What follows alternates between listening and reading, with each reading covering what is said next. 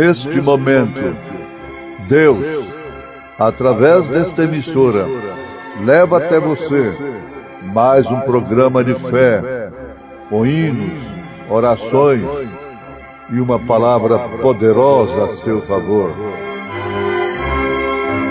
Fé para vencer o mundo. Somente crer, somente crer, tudo é possível, somente crer, somente crer, somente crer, tudo é possível, somente crer.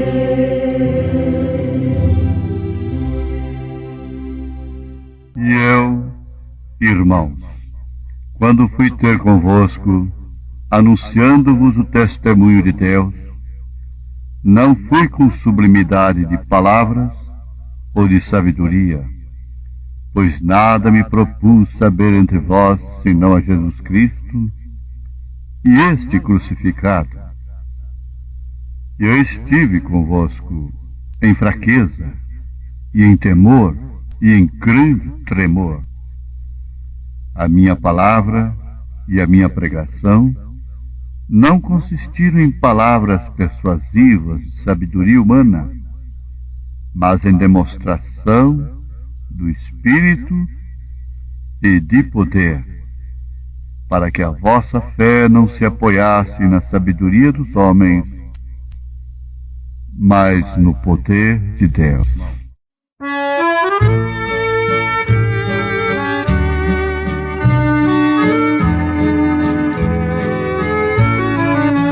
Se no mundo te sentes cansado, enfadado também de viver, se alegria não tens na tua alma, confessa que sempre Jesus tem poder. Ele ama e socorre o aflito, que esperança no mundo não tens. Ele quer te salvar, meu amigo, evitar o perigo, porque tu não crês. Grande amor Deus por ti revelou, em Jesus que tuas culpas pagou. Quantas vezes foi ele humilhado, não sendo culpado, pois nunca pegou. Se no mundo cristão vai chorando, tropeçando com o peso da cruz, se com fé persistir caminhando, terás pela frente um caminho de luz. Eis a grande esperança do crente e de quantos confiam em Deus. Jesus Cristo é o amigo excelente, que salva e perdoa e conduz para o céu. Grande amor Deus por ti revelou, em Jesus que tuas culpas pagou. Quantas vezes foi ele humilhado, não sendo culpado, pois nunca pecou.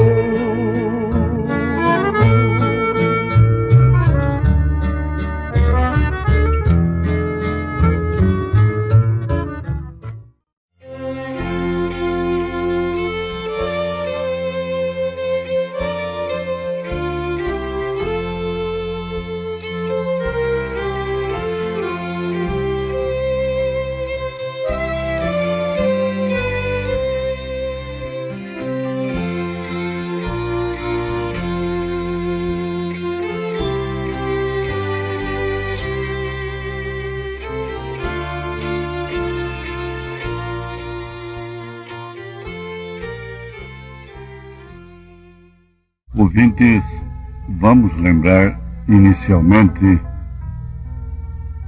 daquela profundidade prática real que temos meditado convosco sobre o fato de que, antes de Davi subir ao trono, ele foi perseguido terrivelmente, exatamente por quem não deveria persegui-lo. Exatamente.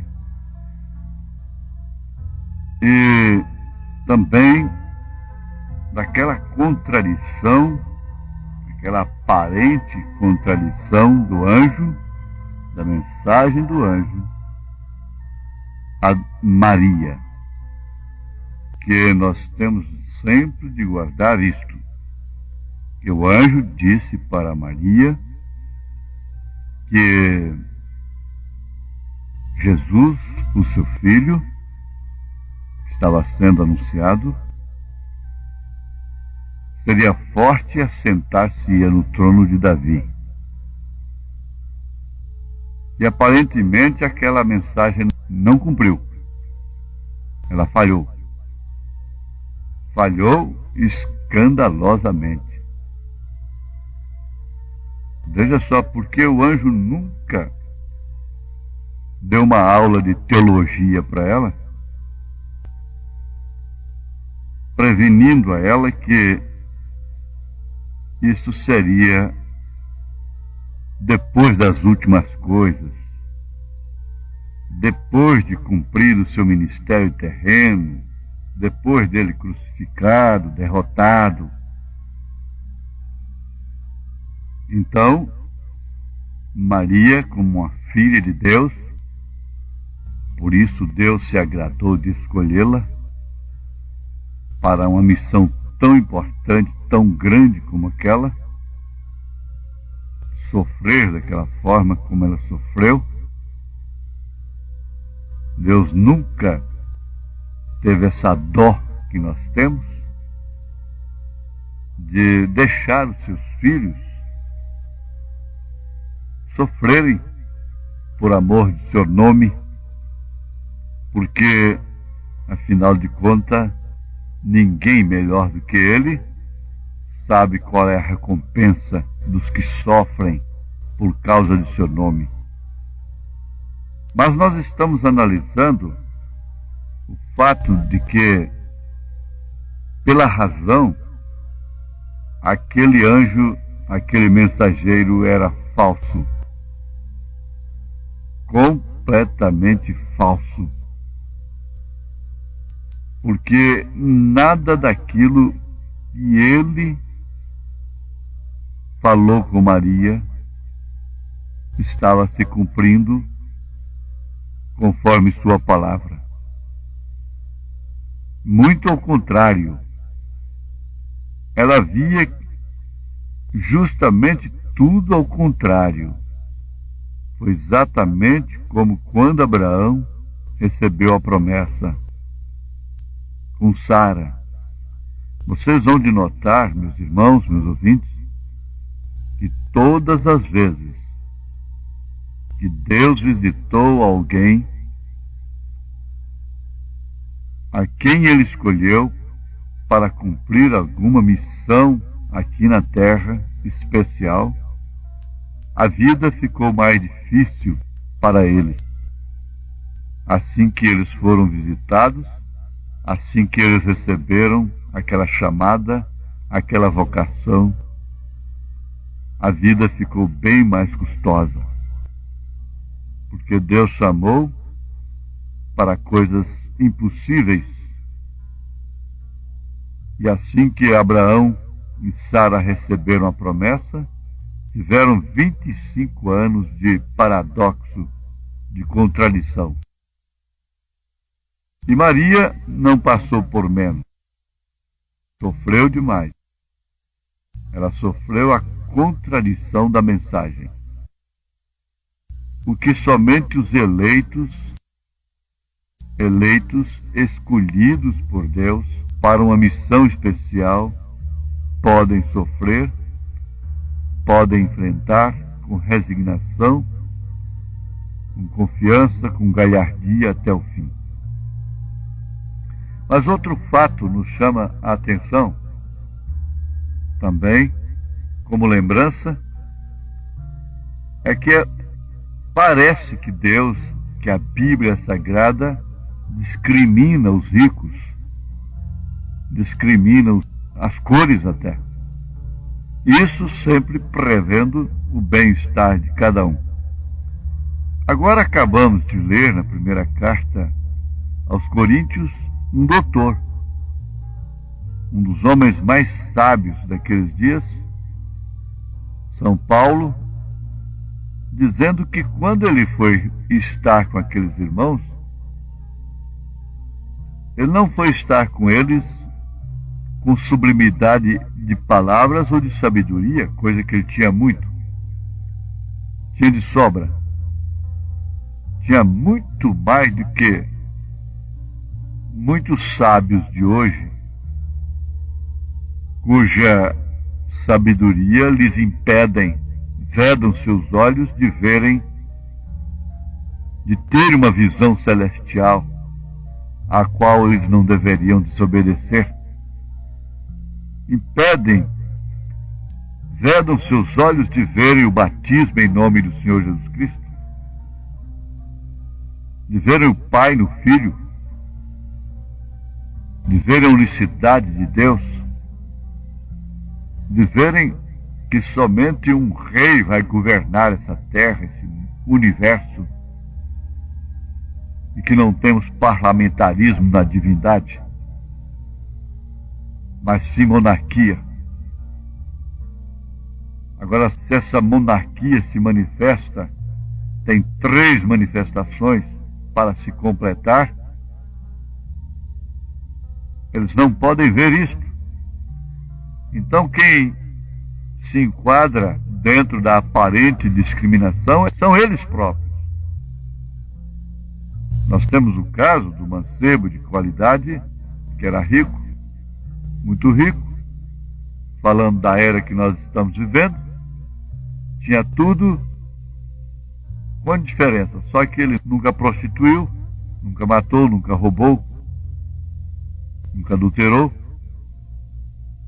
mas mesmo assim ele sofreu sua própria discriminação dos céus pela eleição. Ele prosperou, ele encheu seus celeiros, Lázaro comeu das migalhas que caíram de suas mesas, e por fim ele foi levado para o Hades, para o inferno, enquanto os sacerdotes estavam fazendo culto de ações de graças pela sua vida, cerimônia fúnebre, dizendo: nosso irmão está nos céus. Ele foi dizimista, ele foi um grande irmão aqui na igreja, ele ajudou nas obras, na construção da sinagoga, ele foi um representante da classe alta no nosso meio. O pobre coitado estava lá no Hades, no inferno. Agora você vê o que está acontecendo desde então, nesse sentido. Mas por que nós encararmos a coisa de tal forma que possa representar ou aparentar como uma discriminação da parte de Deus? Deus nunca discriminou os ricos. Jesus disse: é mais fácil um camelo passar pelo fundo de uma agulha do que um rico entrar no reino dos céus. Não importa quanta interpretação apareça sobre o assunto, aquelas entradinhas apertadas nas muralhas de Jerusalém, camelo que passava, entrava ali somente de joelhos, e assim é o rico que se humilha. É o rico que se humilha, está certo, que vai lavar os pés dos pobres, dos humildes, que são batizados em nome do Senhor Jesus Cristo, que creem no profeta de Deus. Tudo bem, parece mesmo ser um camelo de joelhos, andando de joelhos, passando no fundo de uma agulha, de uma entrada apertadinha nas muralhas de Jerusalém, onde os camelos dos inimigos, por não serem adestrados de tal forma, não podiam entrar para invadirem a cidade. Calha até bem Mas Jesus disse, não é mais fácil um camelo passar no fundo de uma agulha do que um rico entrar no reino dos céus. Porque onde está o seu tesouro, está também seu coração. A pessoa própria se exclui dos céus, do rapto, da eleição, do arrebatamento. Muitos há que não creem em predestinação, não creem na eleição. Não creem em Efésios capítulo 1, por exemplo. Não creem na carta de São Paulo. Não creem no livro da vida do Cordeiro e no livro da vida. Mas isso não importa. Isso não significa que a coisa esteja anulada. O simples fato deles não crerem já mostra a predestinação. Que Deus, na sua onisciência, na sua onipresença, na sua onipotência, sendo onisciente, então colocou os nomes daqueles que, pela sua presciência, Ele, Deus, sabia que creriam em cada mensagem, em cada evento dele, em cada mensageiro que ele enviasse a essa terra. Sabendo disto, ele colocou seus nomes no livro da vida do Cordeiro desde antes da fundação do mundo, o que nunca pode ser apagado. Há muitos repartimentos em um livro só. E ali tem o livro da vida. O livro da vida, sim, você pode ter seu nome lá e depois ser apagado. Mas no livro da vida do Cordeiro, não. Estes são aquelas ovelhas de São João 10. Você quer a resposta? Leia agora São João capítulo 10 e você verá que ninguém poderá arrebatar das mãos de Jesus, porque ele diz das mãos do meu Pai, e logo diz das minhas mãos, quer dizer que as mãos eram as mesmas, porque ele diz eu, o Pai, somos um.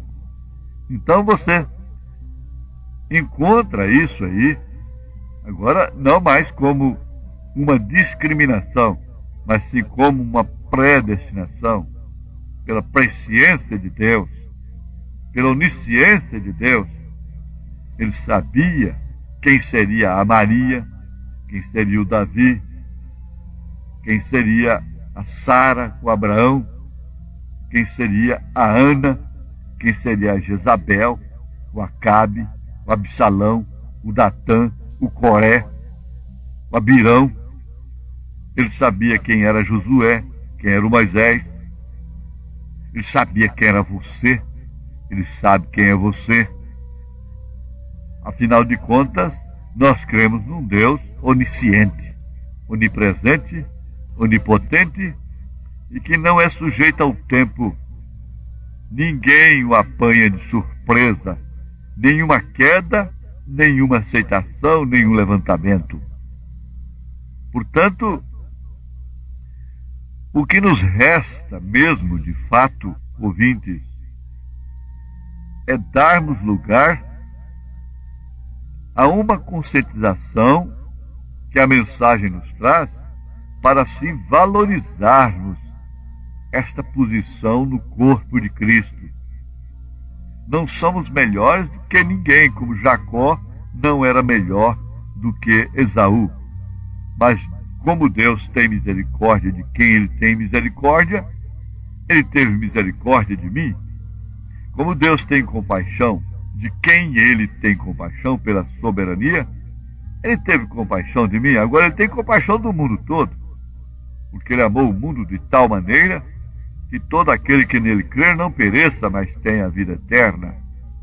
E a vida eterna não compreende somente aqueles que irão no rapto, porque são duas classes de crentes, de salvos. Aqueles que pertencem à sua noiva, que estão na primeira ressurreição, e os outros da salvação comum, que servirão, lavrarão a terra em plena salvação, em plena vida eterna, levando dos frutos da terra a porta da Santa Jerusalém, e os eunucos, os 144 mil eunucos servindo a esposa do Cordeiro. Isso é profundíssimo, isso é maravilhosíssimo. Você está nisso, você pode crer nisso. E se você está nisso, você crê nisso. Você crê no poder de Deus. Afinal, você crê na salvação. Afinal, você crê na vida eterna, não? Então aí está. Deus não faz discriminação. Deus é, na verdade, separador. Ele separa bode de ovelha. Ele separa o joio do trigo. Ele tem uma chuva que não é para joio e trigo, é somente para trigo, que é esta mensagem. Olha, Deus vos abençoe. Em nome do Senhor Jesus Cristo, Ele possa fortalecer a vossa fé, em graça, em conhecimento, em luz intensa, em amor vivificante, em poder transformador e vivificador da fé, que nos leva à grande vitória, à tremenda vitória do amor divino, que é o reconhecimento de que estamos dentro do programa de Deus, que não ficamos de fora, não nos enquadramos na discriminação aparente, mas estamos entre aqueles que são bem-aventurados, nunca sendo melhores do que ninguém, mas justamente por isto mais agradecidos. Mais agradecidos porque grande é o amor de Deus, grande é sua misericórdia, e por isso nós podemos abraçá-lo, aceitá-lo em tempo oportuno. Em nome do Senhor Jesus Cristo, Deus vos abençoe. Amém.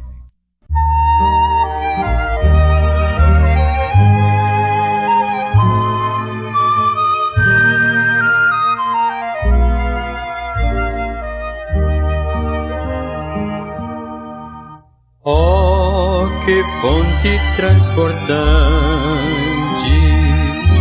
mais profunda que o mar,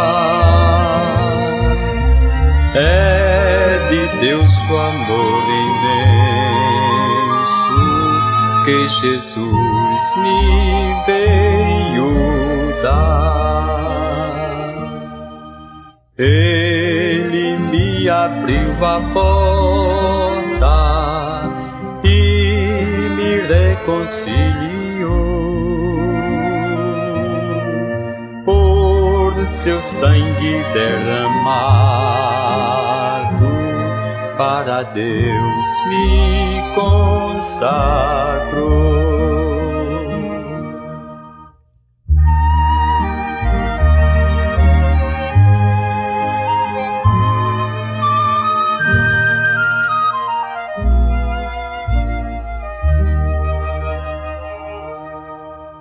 Com a bomba perseguida e cansada estava eu, mas Jesus jamais rejeita quem buscar abrigo seu. Ele me abriu a porta e me reconciliou. Por seu sangue derramado, para Deus me consagrou.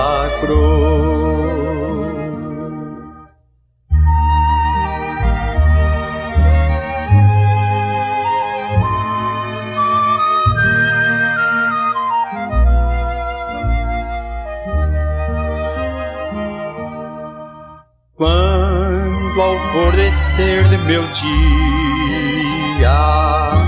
com Jesus irei para o céu. Eu exaltarei para sempre, pois salvou do perdido réu. Ele me abriu a porta e me reconciliou. Por seu sangue derramado para Deus me consagrou.